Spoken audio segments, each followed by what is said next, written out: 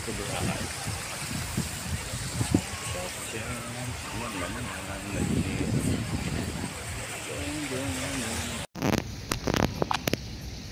Ayan, good morning. Nasa rooftop po tayo ng Azalea Residence dito sa Boracay